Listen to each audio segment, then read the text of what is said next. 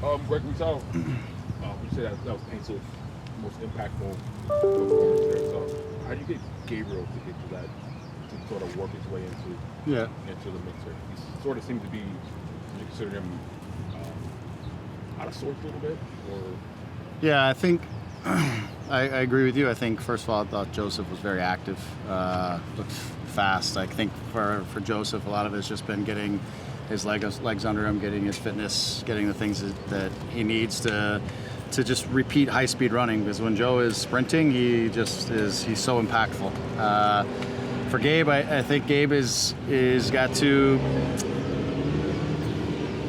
evolve a little bit or settle in. I think in the absence of some of the guys that have been missing, Gabe has been looking for the ball at his feet a lot more and trying to be impactful, almost like a playmaker. And I find him maybe overthinking in the game a little bit and not staying to some of his natural tendencies and being more on the move and more of a runner who is trying to get in the box and get to the final actions. I feel like he's trying to impact the game and trying to find the ways to impact the game, but I think too much of it is at his feet and too much of it is coming backwards to get the ball.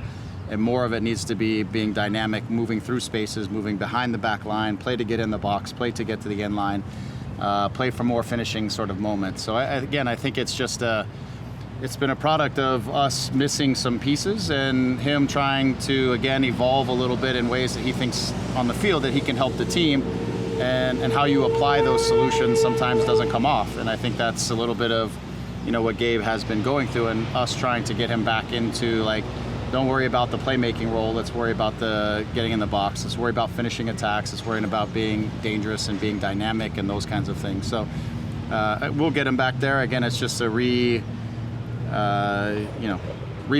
him in a way, not on the field positioning, but his mindset and his thought process to prioritize what we need out of him so that he can get back into sort of that freedom in his mind and doing those types of things. So I think it's a little bit of over-analysis and over trying to, again, get the ball and be the playmaker without Ricky, whereas, at times we don't need him to be the playmaker all the time. We need him to be a guy who's getting chances on goal and setting up others and by being mobile, because if he's stationary and looking for his feet, the opposition's having an easier time organizing the marking of him, getting numbers around him defensively, right? Making him dribble and dribble backwards instead of being able to drive forward. So things like that. So we've got to help him, and he's got to be thinking, a little bit in a different mindset. But with Joseph back, you think that sort of frees him up a little bit? Yeah, I think it helps. It helps. I think, depending on the different ways we could use each of them, they provide some balance and some for each other. Sometimes we're putting them close together to see if they can create together. Sometimes we might put them a little farther apart to see if we can draw more balance and attention maybe to the other side of the field. So there's different ways that we're looking to try to open them up, right? And then there's how within our midfield group are we going to connect these guys and get them on the balls in ways that we need to help them to be dangerous as well. So it's trying to connect those pieces, because we don't have all of the same pieces. So it's just being able to find solutions inside of that. How's that process with Diego, with Tucker playing there a little bit in the middle? Yeah. But that connection is evolving.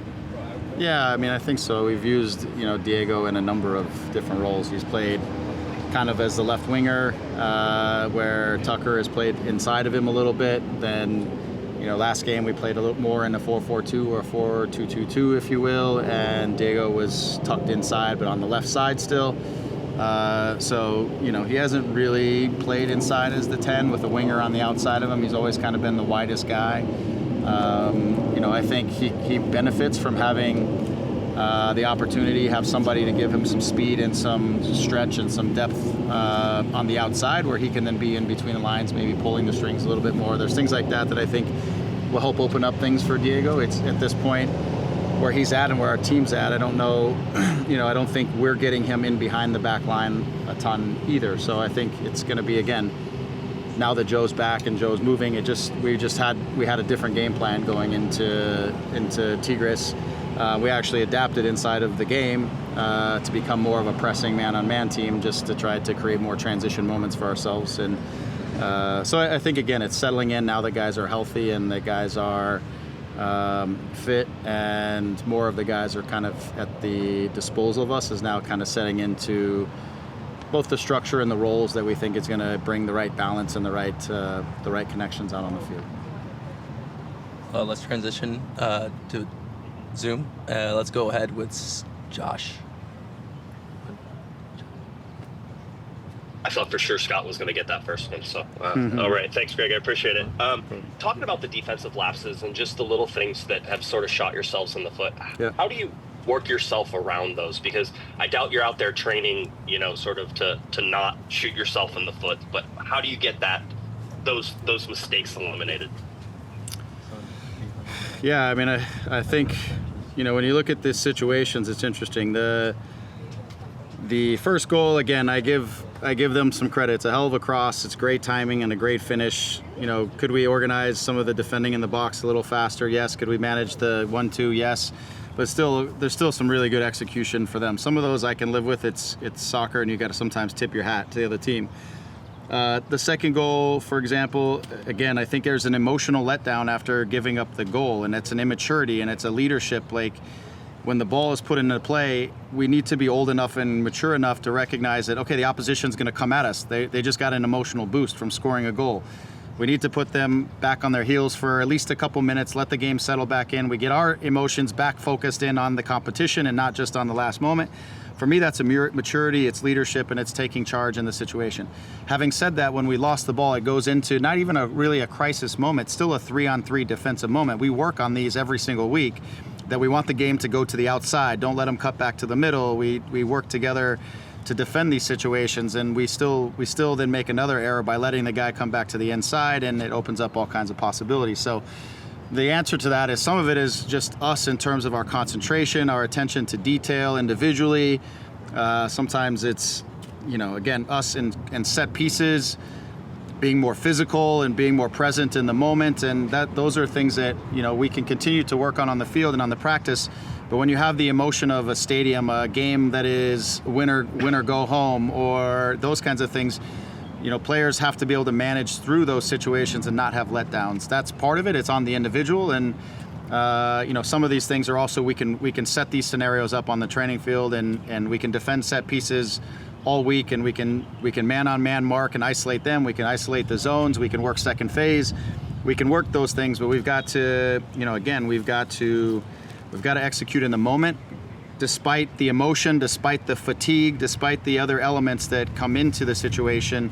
The opposition adapting and doing something a little different than what we've seen before. You still have to manage those moments. So some of it is us continuing to just grind and work on the training field, and some of it is inside of the game. We have to be able to individually and collectively adapt to the situation and still prioritize and execute on those things that are our priorities in the moment. The third goal is they decide to play short.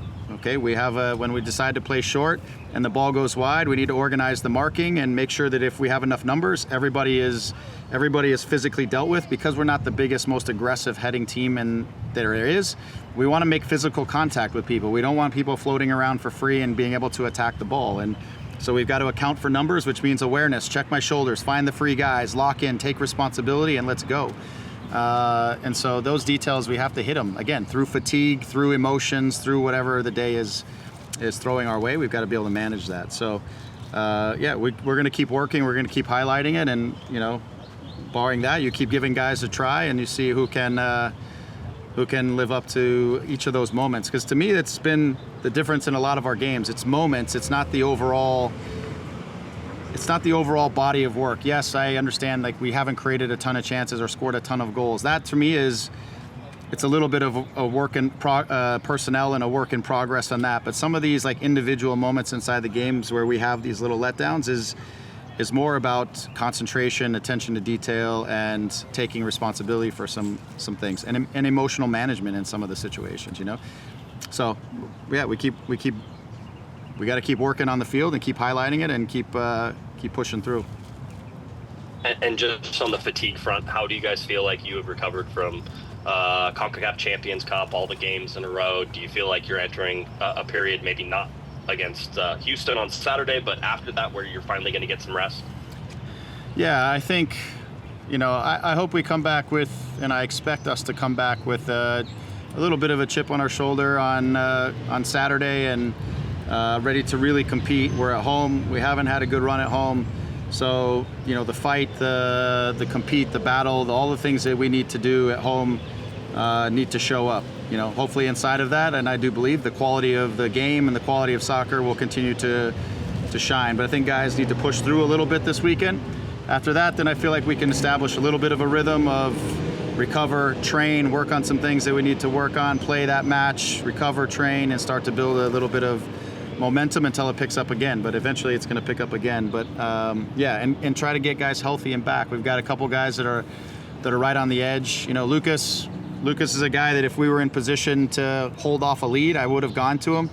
But also by giving him 3-4 more days, this can heal a little bit more. He becomes a little more safe on the field, things like that. So Mouty is really close. Guys are getting close, and we're getting closer to getting guys back. So we got to try to keep guys healthy and continue to get guys back in this next stretch.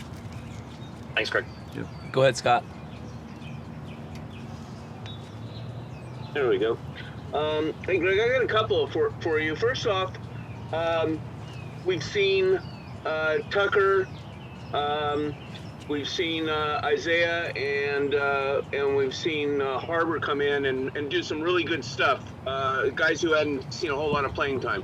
But there's also a adjustment period, and I'm wondering, aside from those, we've been impressed by what they have done. What kind of learning curves are they going through right now? Yeah, I think with each of them, I think through their experience, both like in our system, each have been here for a year plus. Harbor for many years. I think inside of like the system and what we're doing, they understand, so they can help the game sort of function, and they can help us to find ways to control the game, to keep possession, to understand collectively how to defend and all that kind of stuff. I think two things come to mind when you ask that question. One is, and it's not necessarily the case for all of them, but it's different being a guy who can help like just facilitate and help keep a game in possession and keep the game controlling, and being a guy who can make a difference in a game.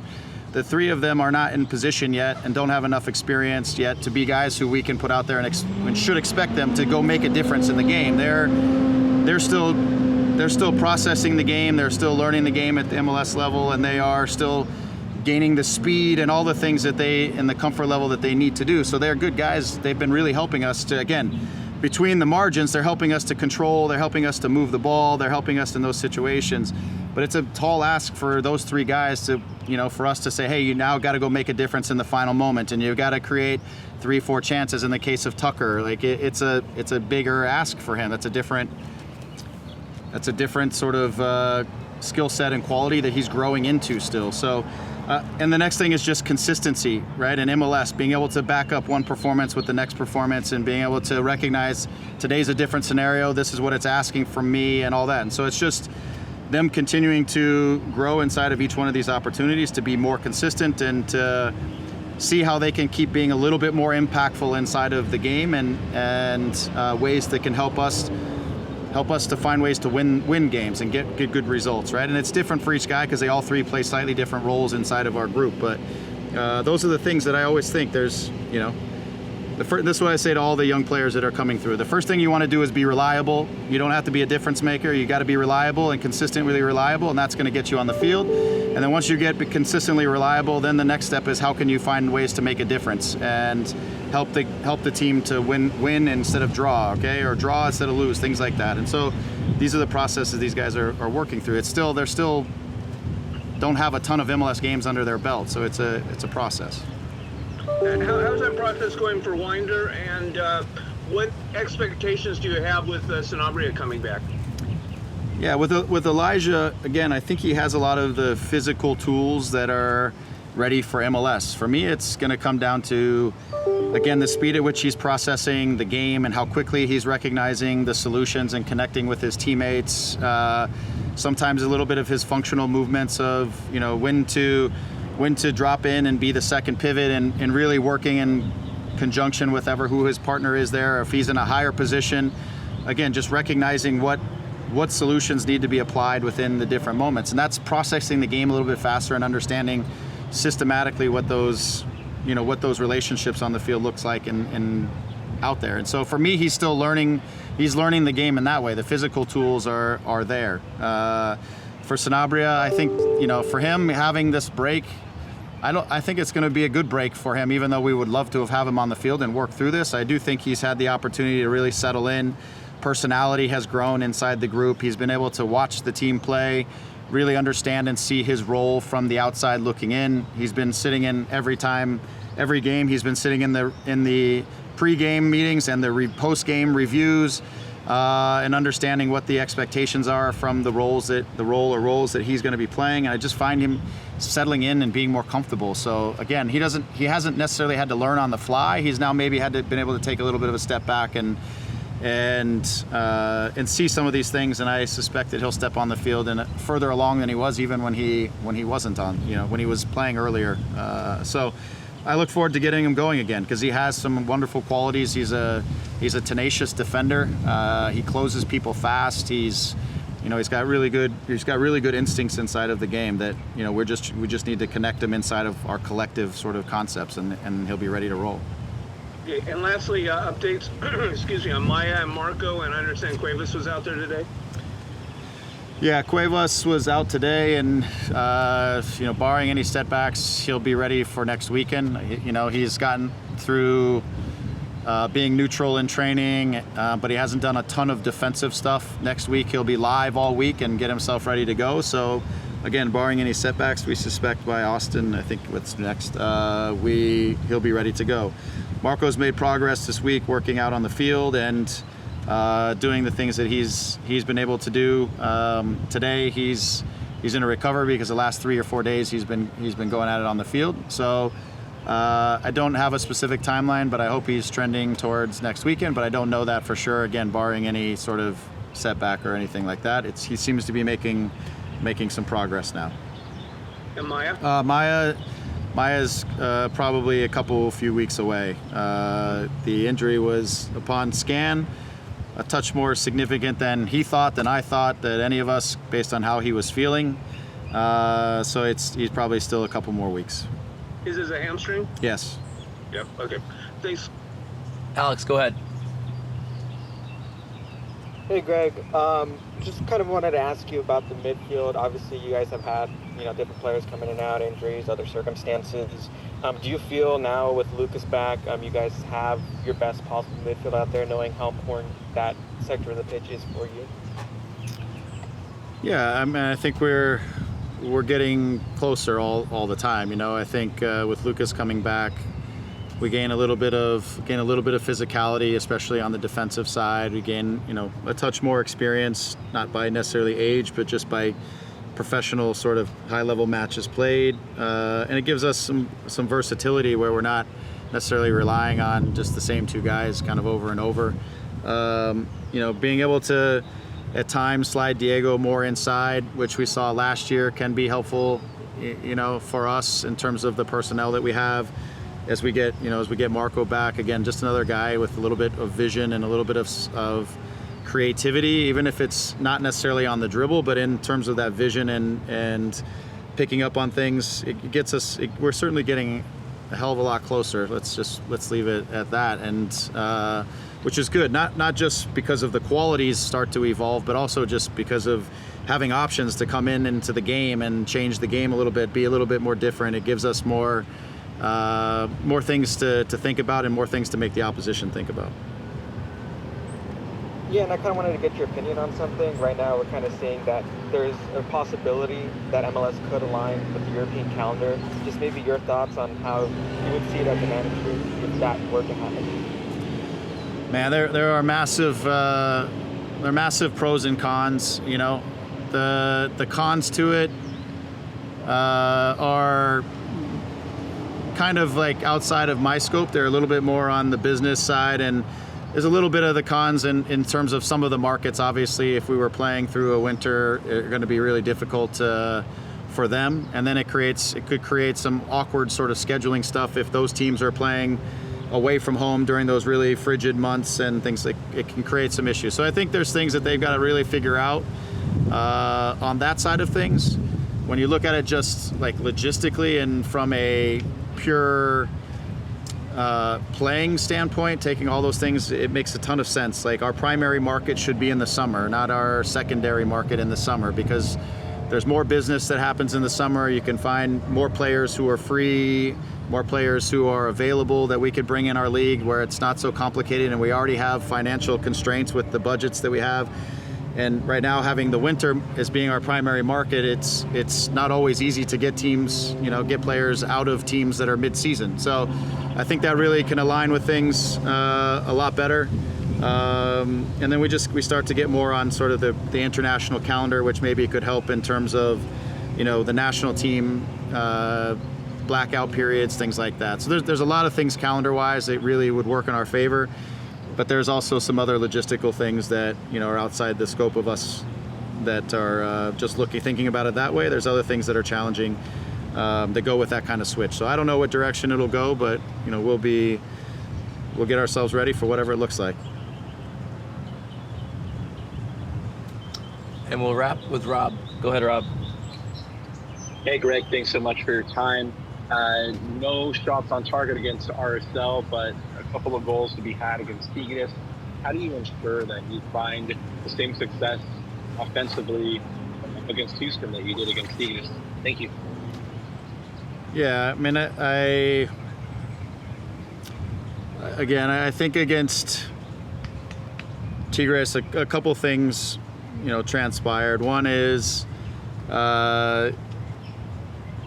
especially when we gave up the second goal, then there becomes a little bit of where we evolved inside of the game, which I was really happy with the group. We evolved inside of the game, and we became, in some ways, we weren't looking at necessarily long possessions and breaking down Tigres as our priority inside of the game. It was becoming finding ways to, I say finding ways, I could tell you the ways, but I'm not going to. But it's making ways to create more transition moments, to win balls, to build a little more speed and attack, pressing and getting them under pressure, disrupting their ability to get comfortable and in possessions in their home stadium, and forcing more transitions where we could use Joe's speed, try to get Gabe in the out running, and try to create opportunities through our defensive work. And I think we were able to do that. And we created another one off set pieces, but it wasn't, at Tigres, it wasn't as much about like on the ball stuff, even though we wanted to keep the ball our fair share. It became creating opportunities in other ways. And I think we have to find the balance in that. I've said that since the beginning of the year, having Joe and Gabe, and we can have a very different transition game now that we have some dynamic and some speed up on the top. And if we can be aggressive in the right ways and turn the opposition over, and instead of just passing the ball to keep possession, but now winning the ball and playing to get into the spaces behind, or get these guys out and running, we open up a new way to be dangerous, right? Not just through possessions, because we have more dynamic players and more speed in those phases of the game. That's one way. Second, I think it's again continuing to become better in out of possession. When I say that, in our possession moments when it's time to be dangerous on the attack, and that's timing and being more aggressive to find players on the run and less playing to feed all the time. And this is something we've been constantly pushing and training and talking about in the games. And so again, I think we start to evolve more ways to be dangerous when we have the group of players that are now starting to get healthy. We have more ways that we can be goal dangerous, in my opinion. And if you want to be a good team, you've got to be able to score goals in different ways. And this maybe opens up some of those avenues for us. And one last follow-up question from Scott French. Yeah, Greg, I got a follow-up to the calendar question, and that's it would seem that if we did bring in the normal calendar here, we're going to have a winter break, kind of the way that Germany does. And I'm wondering, one, how significant a break could it be? Could we take a full month off, and how would that impact things if we went that far? I think we would have to take a winter break. Could it be a month? I think it's possible. There's also, where do you position things like Leagues Cup and Champions League and all those things? How do they? You're looking at a real calendar realignment in many ways, and how do how do each of these events that have become, or tournaments that have become, positives, I think, inside the league in many ways, how do they fit inside of that calendar? So as an example, do you take a month off and then you come back in with Leagues Cup and then you jump back into the league? There's also, how do you align the league now that we have 30 teams and maybe growing at some point? Do we keep it the same way it is? So there's a lot of questions. In addition to that, you guys know all the players, everybody's under contract under the current sort of system, and now all of a sudden you're going to shift that around with guys who have multi-year deals that are framed off of our current calendar. So there's so many factors inside of this, and I think the easy ones are actually the calendar ones. That there are some of the other ones that I think are a little bit more complicated and that everybody needs to figure out. All right. Thank you for your time, Thanks, Greg. Greg. All right, thank you. Appreciate it.